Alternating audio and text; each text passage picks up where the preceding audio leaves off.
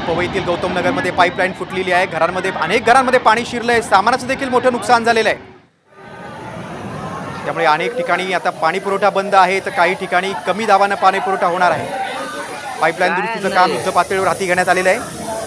मात्र उद्या काही भागात पाणी पुरवठा होणार नाही, त्यामुळे पाणी काटकसरीने वापरा असं आवाहन मुंबई महानगरपालिका प्रशासनानं केलं।